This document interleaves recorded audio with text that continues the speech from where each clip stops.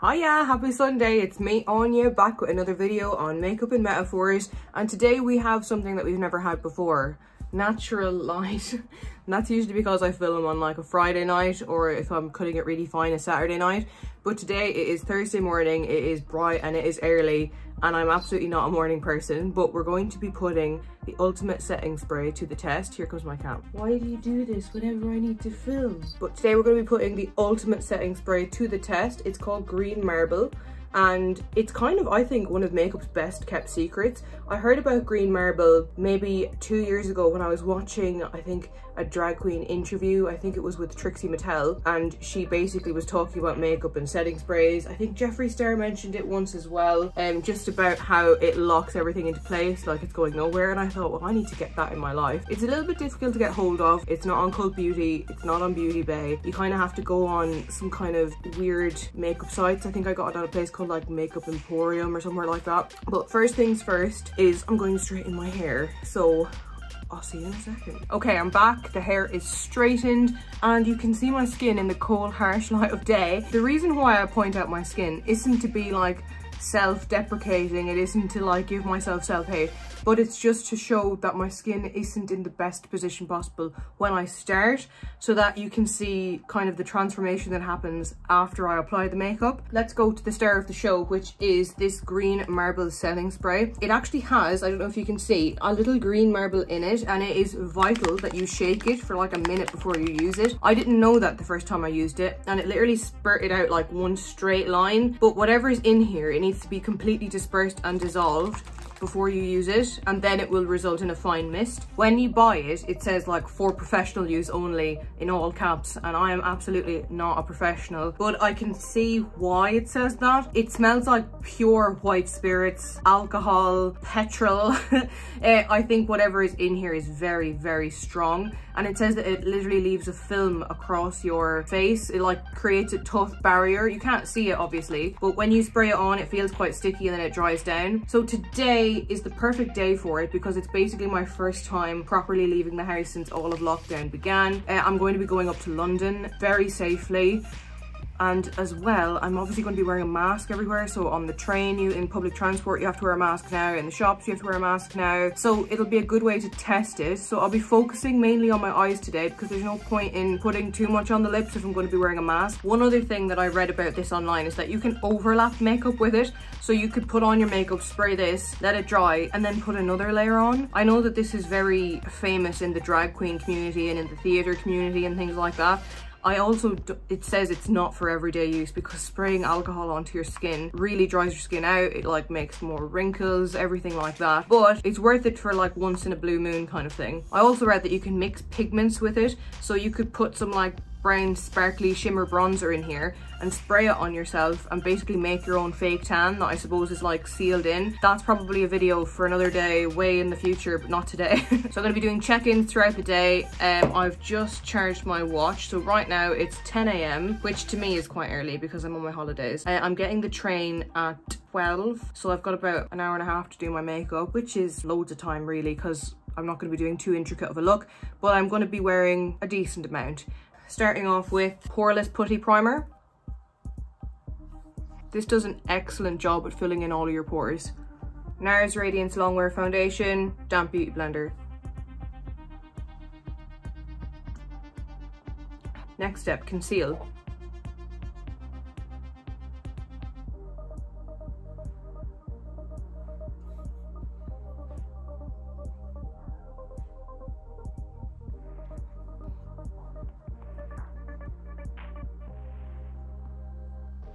Next, contour and highlight.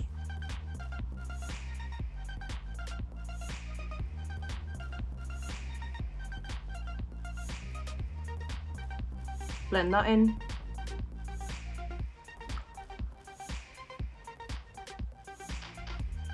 Right, next I'm going to lightly bake with my Revolution Bake and Finish powder, just because it's going to be a long day and it's going to be in the sun. I'm not going to really heavily bake, I'm just going to lightly do it for a few minutes, just so that my makeup will hopefully last slightly longer in the heat. And obviously if we sweat or anything like that.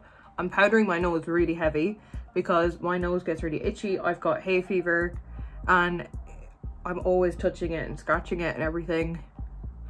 So I'm hoping that this will somehow, along with this new setting spray, I'm hoping that it will somehow keep my makeup in place, but I don't have the highest hopes.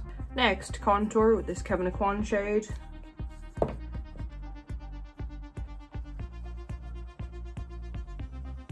Next, I'm going to bronze and blush with a mixture of different Benefit products. So this is Hoola and Hoola Light, and then the blush is like Dandelion and California and Rockateur. I just kind of mix them all together.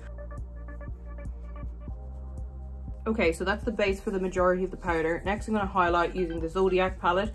This palette is beautiful, and I got it in TK Maxx for only, I think it was £12, but just like the shimmer shades are insane. Can't really see that properly, but I'm going to use some of the shimmer shades, and there's like jewel chromes in there and everything. So I'm going to pop this on my cheeks. Lovely.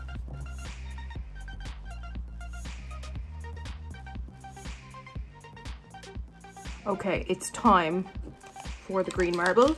I also have an electric fan here because it's summer, it's really warm, and it helps this dry really well. So I'm gonna shake this up, spray it on. So I'm gonna put on my fan, that's what the noise is, and pop this on.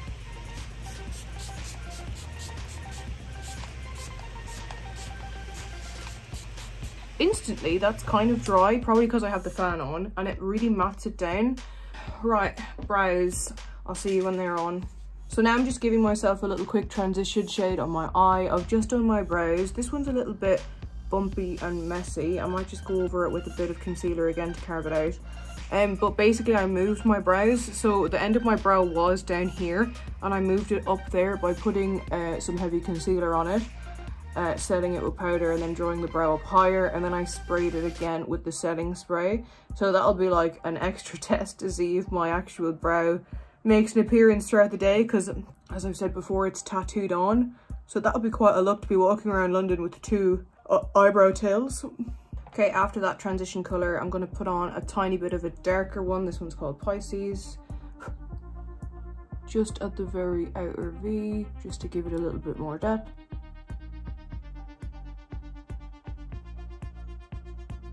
And I'm going to pop some of that under my eye as well. Okay, so that's that very simple eye look. Now I'm going to pop on this Aquarius shade. Here it's kind of a shifting from gold to green.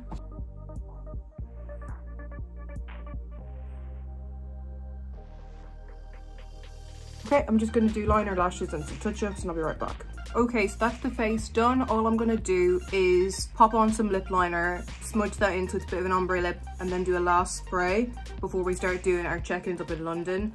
So the reason why I'm not doing much on the lip obviously is because it'll be covered by the mask, it'll be smudged.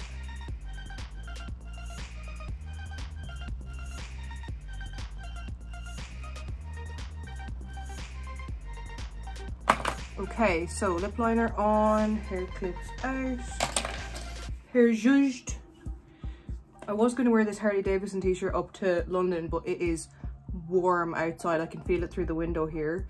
Itchy nose. So let's pop on this last bit of spray. Give it a good shake. Shake up the marble inside. Okay. I'll see you when we're checking in. So the time right now is 10:56. That's backwards, but it's 10:56. So I probably won't be back until after 7 o'clock tonight. It will be very interesting to see how this makeup holds up, and will green marble live up to the hype. Okay, at the train station, face mask is on. This will be the real test of the makeup.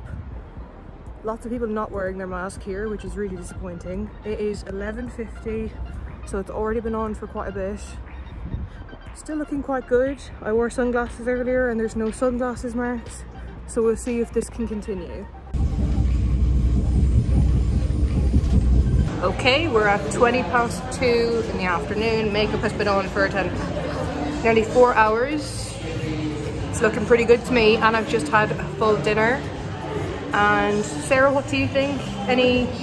Looking beautiful, yeah? I would say success so far. All right, check-in. It is 4:39, which means that the makeup has been on for nearly 8 hours, and it's perfect except the very tip of my nose, which has started to wear away, and that is because I've been wearing a mask all day and taking it down and putting it back up. So it would be totally fine if I wasn't doing that. Like if you look at the eyes and everything else, it's totally perfect. So I'm just going to pop a bit of concealer there and it should be absolutely fine.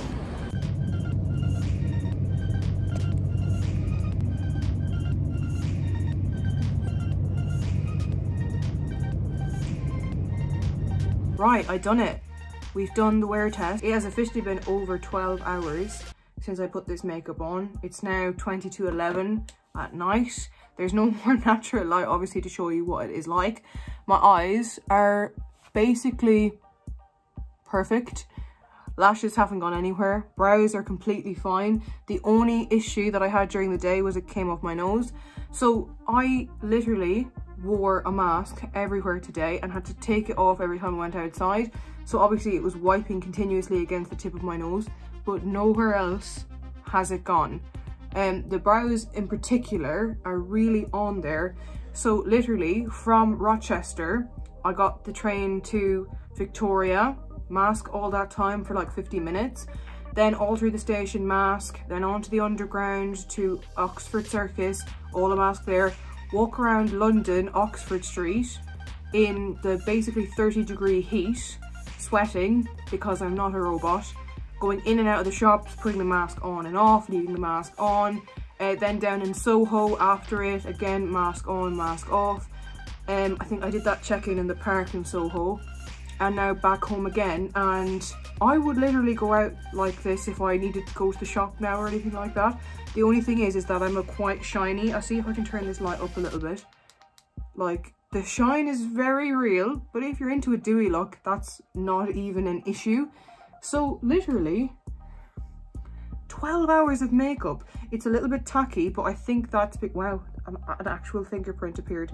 But I think that's because obviously I've been sweating through it and everything. So I know that this is basically for like performers and people who really need that staying power, and you know what, it performs.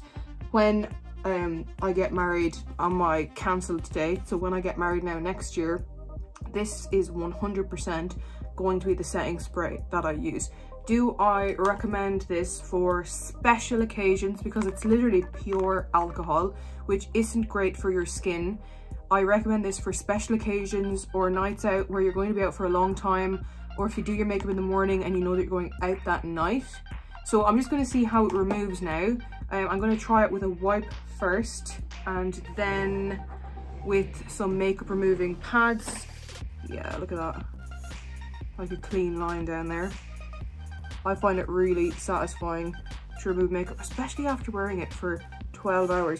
My skin is very sensitive, by the way. It's not actually as pink as it's showing here.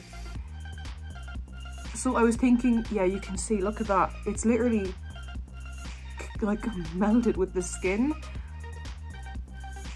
It does take a few wipes to get it off. It like changes the consistency of the makeup so that it's just really on there. Okay, so this is, I've just removed half the face so that you can see that there is definitely still a lot of makeup on there. It's probably not to the standard that I put on 12 hours ago, but there is no way that pretty much any of this would have been on my face if I didn't have that spray. I don't think that All Nighter would have achieved it. I don't think that any setting spray I've ever used would have achieved it. Definitely not Prep and Prime. So there you go, that's it. 100% recommend this product. I'm thinking for my next video that I'm going to talk about my tattooed brows and why I chose to get them tattooed instead of microbladed. If that's something that you'd be interested in, just drop me a comment below. Please give this video a like, a comment, a subscribe. My last video died a bit of a death, but I think that's because I went back to educational content rather than makeup. But it's gonna happen because I want to help people doing their GCSEs. Sorry about it. Not sorry. Okay? So, thank you very much for watching, and I will see you next week. Bye!